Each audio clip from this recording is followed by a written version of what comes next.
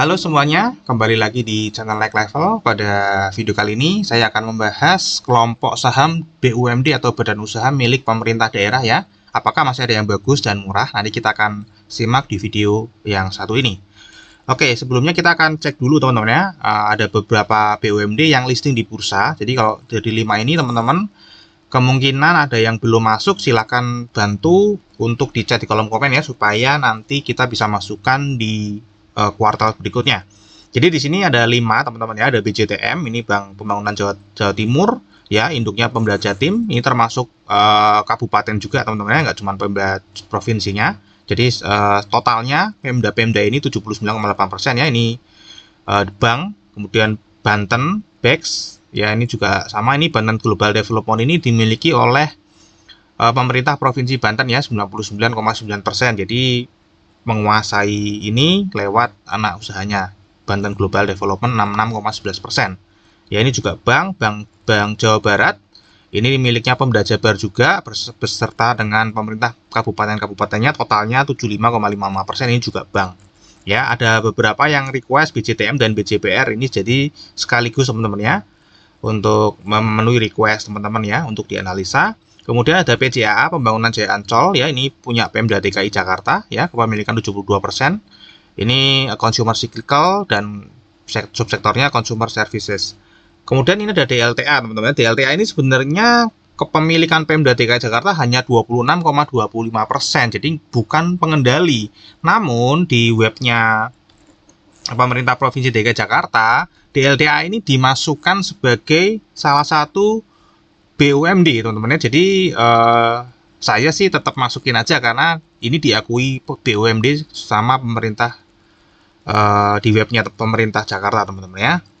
Silakan kalau teman-teman berbeda pendapat. Jadi ini Delta Jakarta nggak usah dianggap sebagai BUMD karena memang bukan pengendalinya Pemda DKI ya. Cuma karena ini saya masukkan karena dimasukkan di web Pemda DKI Jakarta. Oke. Ini adalah 5 teman-teman ya, dan kita akan cek dulu nanti seperti biasa struktur sahamnya seperti apa. Oke, jadi dari 5 ini ya, total lembar sahamnya ini paling banyak BEX teman-teman ya, kemudian paling sedikit Delta ya, saham Skriplus. Jadi biasanya saya di sini masukkan saham yang beredar di masyarakat, sekarang saya rubah, ini adalah saham Skriplus. Saham Skriplus itu adalah saham yang kepemilikannya itu bisa diperjualbelikan lewat Bursa Efek Indonesia. Jadi ini adalah prosentase saham yang bisa mempengaruhi harga saham yang ada di Bursa Efek Indonesia. Jadi di luar ini artinya masih bentuk warkat ya, jadi nggak bisa dijual langsung di Bursa Efek Indonesia, nggak bisa guyur gitulah istilahnya ya, nggak bisa guyur saham gitu ya tiba-tiba. Nah di sini kalau kita cek ya, hanya BEX yang 99% ini sahamnya Skriplus, artinya pengendali bisa menjual sahamnya di Bursa Efek Indonesia secara langsung meskipun harus melaporkan ya. Oke, jadi ini cukup berbahaya teman-teman ya kalau BEX ini ya, karena pengendali bisa lepas tangan ya sewaktu-waktu. Oke, kemudian jumlah investor per bulan Agustus 2022 ini teman-teman paling banyak juga BEX ya. Kemudian paling sedikit PJAA, Ancol. Kemudian ini adalah individual lokal, jadi saham Skriplus yang bisa diperjualbelikan di Bursa Efek Indonesia yang dipegang oleh retail itu sekian jumlahnya teman-teman ya. Jadi kalau BJTM itu ada 39,9%, yang paling bagus adalah BEX ya. BEX ini hanya 28,4% ya teman-teman, di bawah 30%.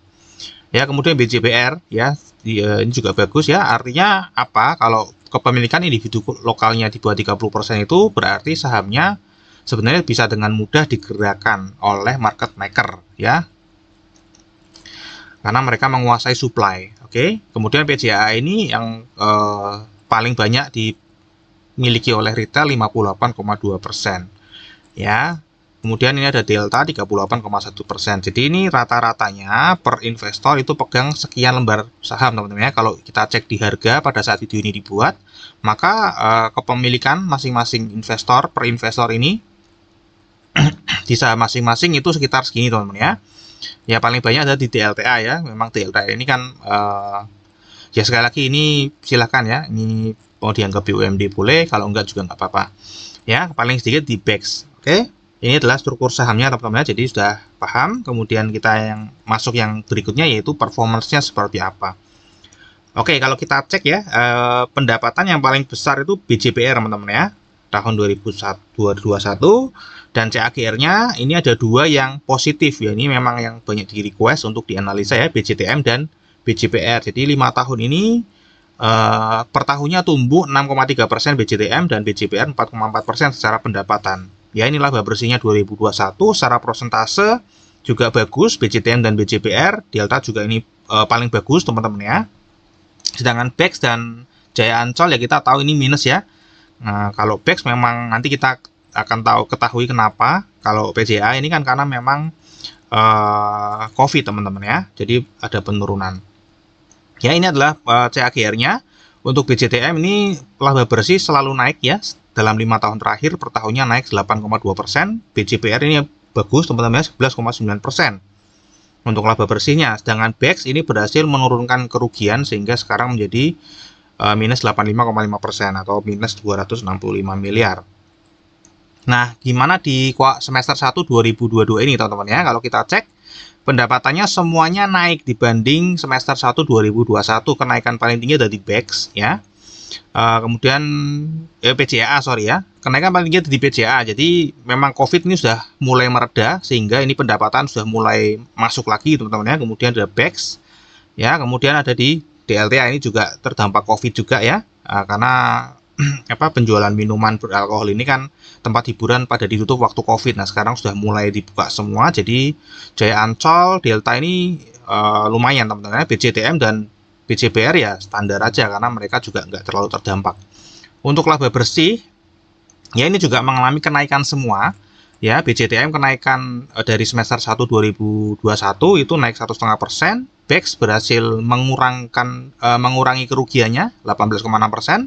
BJPR bisa meningkatkan 29,7%. Jadi ini bagus BJPR ya teman-teman ya. Dan ini lihat Jaya Ancol ya. Dia berhasil mengurangi kerugian dan merubah menjadi profit ya. Ini berpotensi turnaround teman-teman ya. Jadi saham yang mungkin bisa berbalik menjadi profit lagi. Harusnya memang profit teman-teman ya, karena Jaya Ancol itu benar-benar rugi hanya karena COVID. Oke, kemudian DLTA juga naik juga cukup tinggi teman-teman, 25,5%. Artinya ini sudah mulai ada pemulihan di PJA dan DLTA. Oke, kemudian kita cek dari sisi asetnya seperti apa. Kalau kita cek dari asetnya, paling tinggi adalah di BJPR teman-teman ya, ada 172 triliun. Dan kenaikan asetnya paling tinggi di BJTM. Kemudian BJPR, kemudian PJAA, DLTA, dan terakhir paling kecil di BEX per tahunnya kenaikannya. Kemudian liabilitas juga tentu saja paling besar juga BJPR karena asetnya itu ini kan bank ya teman-teman ya. Jadi asetnya paling banyak pasti dari kredit ya, dan kredit itu didapat dari simpanan nasabah. Semakin besar kreditnya artinya simpanan nasabahnya semakin besar. Ya, untuk ekuitasnya semuanya bertambah teman-teman ya. Positif terus, tiap 5 tahun bertumbuh terus. Jadi ini BUMD yang cukup oke nih karena ekuitasnya setiap tahun bertumbuh ya. Paling tinggi pertumbuhnya ini BEX ya, kemudian BJTM dan kemudian BJPR. Ya, untuk liabilitas dibandingkan ekuitas, untuk yang bank itu sudah kita kurangkan dengan simpanan nasabah. Ya, paling bagus BJTM dan BEX. BJTM paling bagus ya 0,31. Untuk PJA 1 ya ini sebenarnya masih terbilang oke lah ya, apalagi ini kan ini BUMD. Ya, pasti di backup oleh pemerintah daerah. Karena mereka menyumbang pemasukan setiap tahunnya ke anggaran belanja pemerintah daerah. Oke, ini dari sisi balance sheet-nya. Kemudian kita akan cek dari bank rasionya. Nah, kebetulan ini kan dari 5, 3-nya bank teman-teman. Jadi kita akan cek ya masing-masing bank rasionya. Ini adalah rasio bank yang sudah standar teman-teman ya, diwajibkan untuk dilaporkan. Ada 12 ya. Teman-teman kalau mau cek cara mendapatkan data ini bisa cek di video di atas teman-teman ya. Sudah pernah saya bahas. Ya, ini adalah standar menurut kami ya, menurut kami teman-teman boleh beda ya. Kemudian ini adalah angka yang keluar di kuartal 2 2022 ya. Yang hijau artinya lebih bagus dari standar yang ditetapkan, yang merah artinya lebih jelek dari standar yang ditetapkan. Kalau hitam berarti standar aja. Nah, kalau kita cek ya teman-teman ya,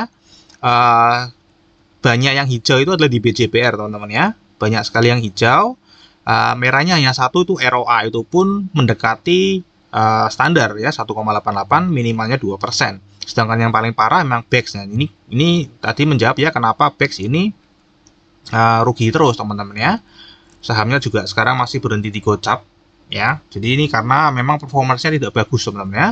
Nah, kebanyakan tuh pengen membandingannya adalah BCTM dan BJPR itu bagus mana. Kalau secara bank rasio di sini bagus overall ya, bagus BJPR teman-teman ya. Oke, jadi ini dari sisi bank rasio teman-teman, kalau mau lebih detail bisa cek tadi ya video yang sudah dikasih linknya di atas atau di link deskripsi. Oke, kemudian kita cek valuasinya gimana nih teman-teman ya. BCTM ya, dari price to book value ya. Price to book value di sini hanya satu yang masih di bawah satu, yaitu PCA 0,79. Sedangkan dari PER ini yang murah dari BCTM dan BJPR ya. Jadi untuk ROE BCTM, BJPR sama DLTA ini ya, ROE dan ROA. Kemudian dividen juga BCTM, BJPR, dan DLTA ini juga hijau, 3 tahun terakhir selalu memberikan dividen. Untuk likuiditas yang liquid itu ada hanya BCTM dan BJPR ya, lainnya ini cukup tidak liquid ya. Kalau dananya cukup besar mungkin akan sulit untuk masuk dan keluar. Ya, jadi di sini ada 3 teman-teman ya yang menurut kami masih layak untuk dikoleksi, masih bagus dan masih murah, baik secara price to book value maupun secara PER ya, yaitu BCTM ya, karena price to book value 1 memurah teman-teman ya, karena ini perusahaan tadi kita cek performanya bagus ya. Kemudian dari rasio banknya juga bagus, BJPR juga ya, harganya di 1,08 juga masih murah teman-teman ya. Apalagi PER-nya masih 6,5 sama 5,9, masih di bawah 7 teman-teman ya. Untuk yang satunya adalah Jaya Ancol, di mana price to book value-nya masih di bawah 1 ya, karena ini nanti berpotensi untuk naik setelah COVID sudah mereda, orang mau pergi-pergi, sudah rekreasi lagi, mungkin ini akan naik kembali normal seperti sebelum COVID teman-teman ya. Oke, jadi ada 3 ini, BCTM, BJPR, dan Jaya Ancol. Nah, kita akan cek satu persatu bagaimana. Kita cek dari BCTM dulu teman-teman ya. BCTM karena tadi book value-nya di atas 1 ya, 1,01, maka targetnya tentunya adalah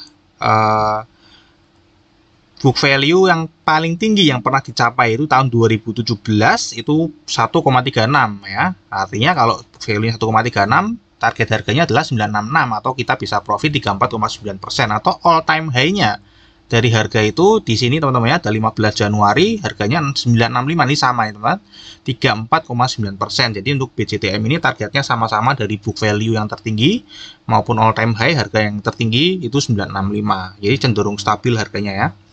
Kalau kita lihat grafiknya stabilnya, tapi jangka panjang naik teman-teman ya. Oke, ini dari BCTM ya, dari sisi valuasinya tidak ada potensi beggar di sini teman-teman ya. Nah, kalau kita cek dari BJPR ya, kita cek BJPR dari karena book value-nya juga di atas 1,08 tadi, maka targetnya nggak bisa 1 teman-teman ya. Targetnya kita akan cek price to book value yang pernah dicapai yang tertinggi itu di tahun 2016 ya, 3,41, dan kalau kembali ke situ lagi berarti 4.402 ya, bisa berpotensi profit 214,4%. Atau kalau harga all time high-nya 3380, 141,4%. Jadi ini potensinya beggar semua untuk BJPR ya. Tadi secara performance juga lebih bagus dari BCTM. Ya, secara valuasi dan potensi profitnya juga lebih bagus ya teman-teman ya. Kemudian kalau kita cek dari PJAA atau Jaya Ancol, karena tadi book value-nya di bawah 1, maka kita bisa target adalah book value 1 ya, 946, kita bisa profit 26,9%. Atau kalau kita mau targetnya book value tertinggi yang pernah dicapai di tahun 2015 ya, berarti 1,93, harganya bisa mencapai 1825 ya, atau all time high-nya ini pernah mencapai 2700 atau bisa naik 102,8% karena harga saat ini 745 teman-teman ya. Jadi ini juga berpotensi beggar ya, namun yang paling besar tadi di BJPR teman-teman ya, bisa sampai 2 kali 200% sampai 141% ya di sisi, dan ditambah juga performa juga paling bagus di antara 3 yang ini teman-teman ya. Untuk PJA kita tunggu turnaround-nya di mana performance-nya kembali sebelum COVID teman-teman ya, sehingga profitable lagi dan bisa mendongkrak harga sahamnya dalam jangka panjang teman-teman ya. Oke, dari saya itu aja teman-teman ya. Semoga video ini bisa bermanfaat buat teman-teman ya. Terima kasih, dukung channel ini dengan subscribe, like, dan share, dan sampai jumpa pada video yang berikutnya.